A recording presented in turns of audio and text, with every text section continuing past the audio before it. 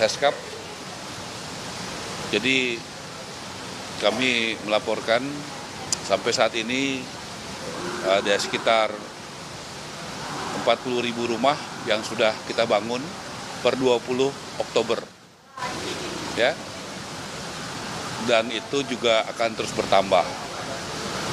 Mengenai lahan, kami mendapatkan arahan yang sangat jelas bahwa memang lahan-lahan yang ada, misalnya dari Kejaksaan Agung, dari tanah-tanah hasil korupsi yang disita, kemudian juga dari BLBI, kemudian juga dari yang HGU-nya sudah tidak diperpanjang, dan berbagai jenis lainnya, itu akan masuk kepada Dirjen Kekayaan Negara, kemudian ke Bank Tanah, kemudian akan diproses lebih lanjut bagaimana kita akan membuat skema yang legal, yang ada kepastian hukumnya, dan juga yang berkeadilan. Ya, terutama buat masyarakat berpenghasilan rendah, MBR, yaitu yang berpenghasilan 8 juta ke bawah. Jadi kita akan membuat skema itu, kemudian juga mengenai pembiayaan, kita bersyukur karena kita sudah bisa memberikan kepada masyarakat yang tidak punya gaji, tapi punya penghasilan. Seperti bapak penjual bakso, bapak penjual sayur, ya, dan sebagainya, itu tidak punya gaji, tapi punya kegiatan usaha. Kita membuat skim, cara sehingga rakyat juga bisa memiliki rumah dengan yang memiliki penghasilan tadi. Ya, dengan cara-cara mensupervisi, mendampingi, melihat kepada tempat jualannya dan sebagainya. Itu menjadi perhatian Bapak Presiden. Artinya keadilan itu harus dijalankan bukan hanya kepada yang punya gaji, tetapi juga yang tidak punya gaji, tidak bersifat pegawai, tetapi yang bergerak di sektor informal. Itu menjadi perhatian beliau. Kemudian juga tadi kami laporkan kurang lebih nanti tanggal 20 Januari itu 3 kali 30, 90 hari.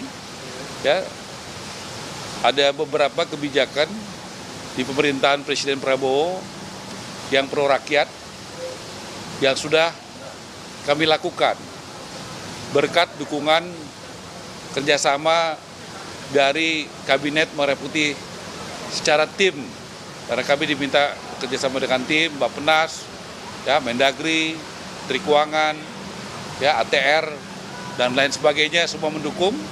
Seperti satu, kita sudah membuat SKB, Mendagri, Menteri PU, dan kami, yaitu bagaimana BPHTB itu bisa 0%, yang harusnya bayar 5%. Dan itu sangat membantu rakyat.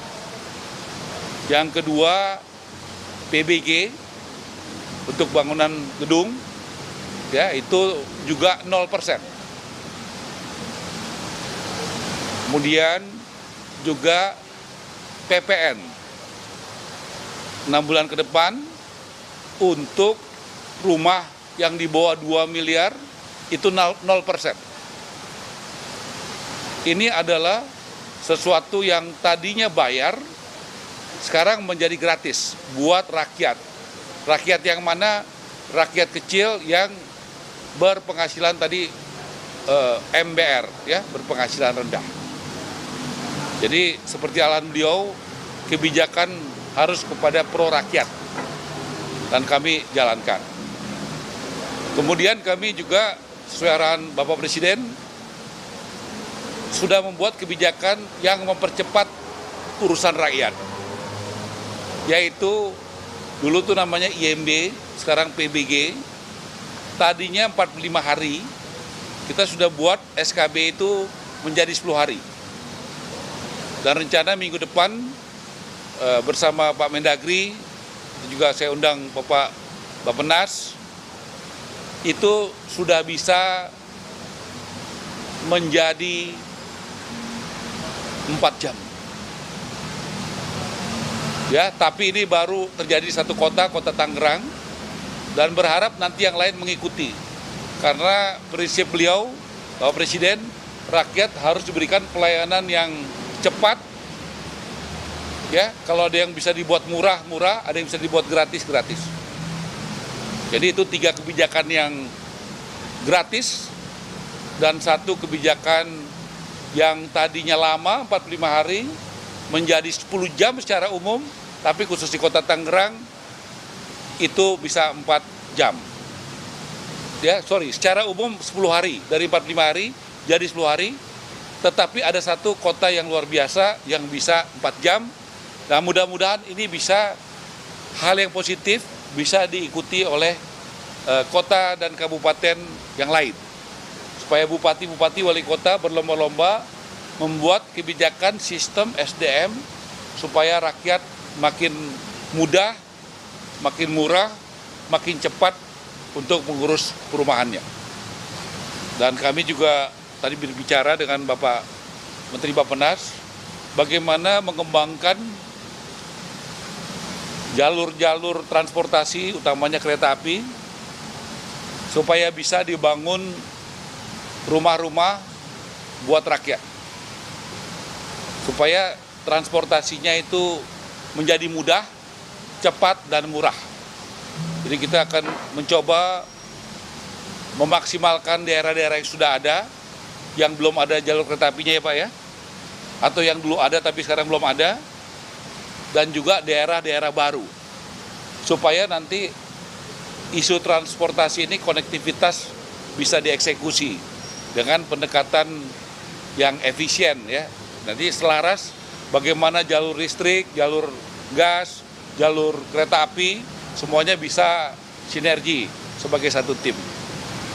Saya rasa itu yang, dan juga dalam beberapa hari, karena kepercayaan dari investor luar negeri sangat tinggi, bagaimana kita tahu Presiden Prabowo berbicara dengan pemimpin-pemimpin dunia, ya, di RRC, ya, di Timur Tengah, di Amerika, ya, di Rusia dan berbagai negara besar, ya, kita harus siap. Bagaimana nanti begitu ada investasi di bidang perumahan, timnya ada Ibu Menteri Keuangan, Bapak Menteri Bappenas, Bapak Menteri ATR, kemudian nanti dari Menteri BUMN, kemudian dari Menteri Hukum, kemudian juga nanti dari perbankan, kemudian juga dari BPKP, supaya semuanya berjalan dengan legal. Kita mesti menyiapkan tim yang kuat, sehingga nanti begitu investor datang, dia sudah bisa, ini legalnya begini, lokasinya di sini, dan sebagainya. Posisinya seperti apa, hak kewajibannya seperti apa. Dengan tentu prinsip saling menghormati, dan kita mengutamakan kepentingan nasional kita, dan juga bagaimana punya dampak kepada pertumbuhan ekonomi yang berkualitas di Indonesia. Jadi kami juga arahan beliau untuk menyiapkan tim yang solid untuk itu. Silakan Pak, tambah kasih Pak. Kami dari Kementerian Perencanaan Pembangunan Nasional dan Badan Perencanaan Pembangunan Nasional, kewajiban kami membantu, mendukung kementerian dan lembaga untuk memastikan bahwa semua perencanaan itu sejalan dengan Asta Cita, 17 program prioritas dan 8 program hasil terbaik cepat. Dan rapat sejak sore tadi memastikan bahwa itu berjalan seperti yang sudah disampaikan oleh Pak Menteri Perumahan, Bapak Marwara Sirait.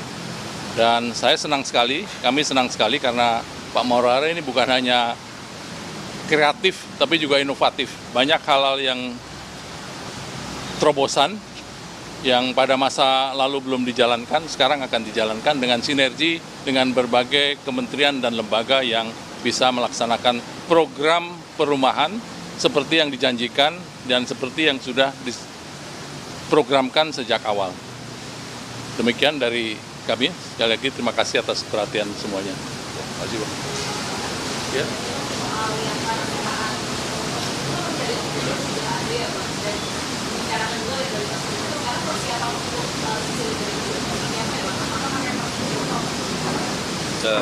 Yang pasti tadi beliau sudah menyampaikan arahan, ya, bagaimana tanah-tanah itu tetap milik negara ya Bang, tapi nanti bangunannya itu bisa dimiliki ya oleh konsumen, oleh rakyat, ketik milik negara. Ya, gitu. Jadi itu yang sementara itu yang kita akan jadikan pegangan. Jadi sudah ada arahan yang jelas dari beliau. Kami akan menindaklanjuti dengan Menteri ATR, gitu ya. Jadi HGU dia tuh, ya. Pak, tadi kan juga sempat dibahas soal tapera, jadi Pak, ini kan menabung dan Panas untuk Komnas dan kalau harus bukan tabungan dan harusnya sukarela ya Pak, tabungan yang Ini masih dibicarakan itu. Ya. Ya.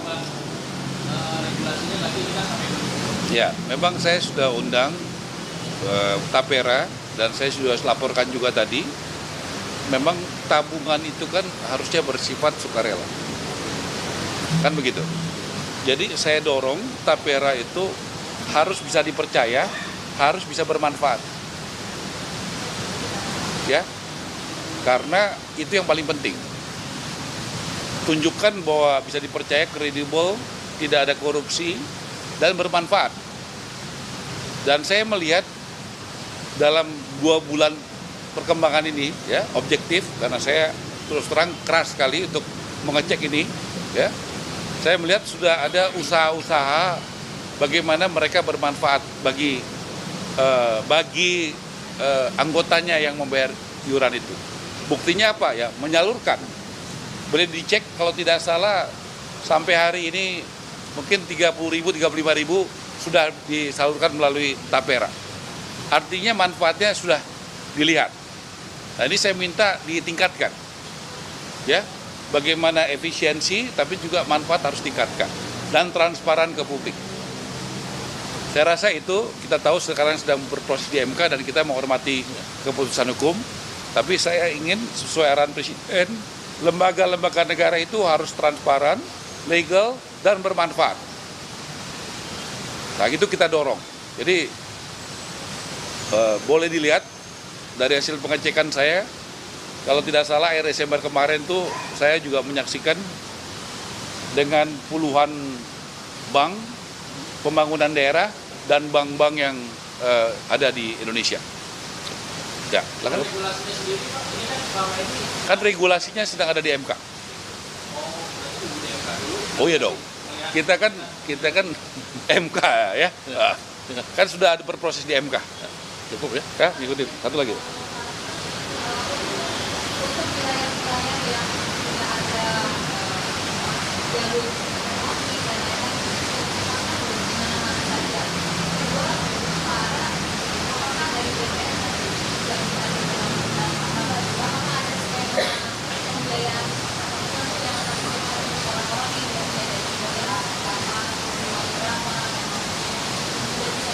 Ya.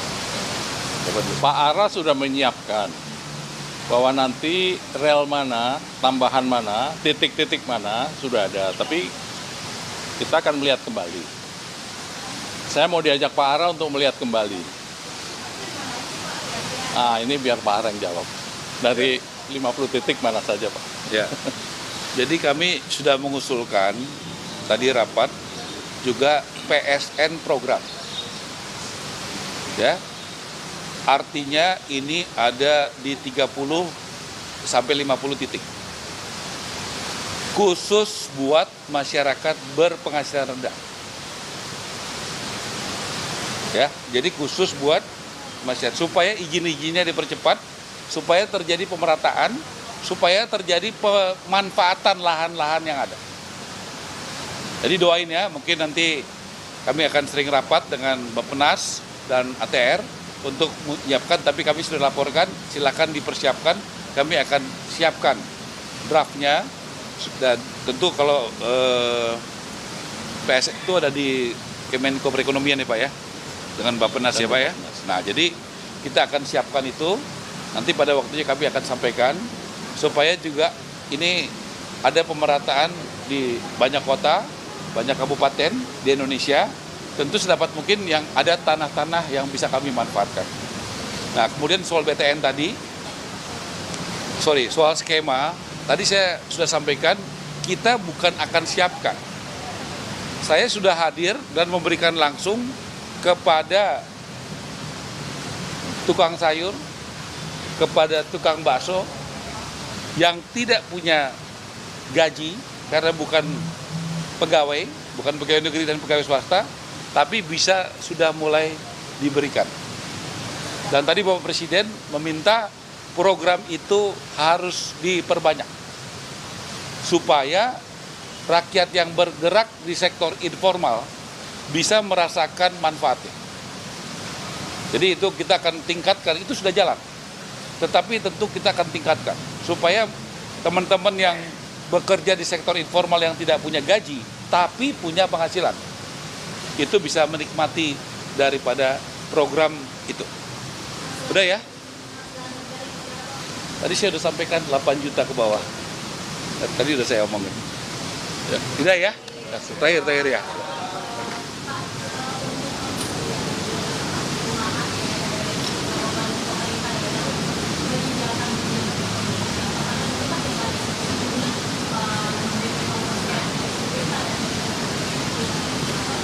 Ya, tadi Pak Mendagri sudah menyampaikan kalau sekarang itu penyediaan MBR itu masih di pemerintah pusat. Jadi ada PP yang akan dipersiapkan, ya Pak ya tadi ya, PP ya.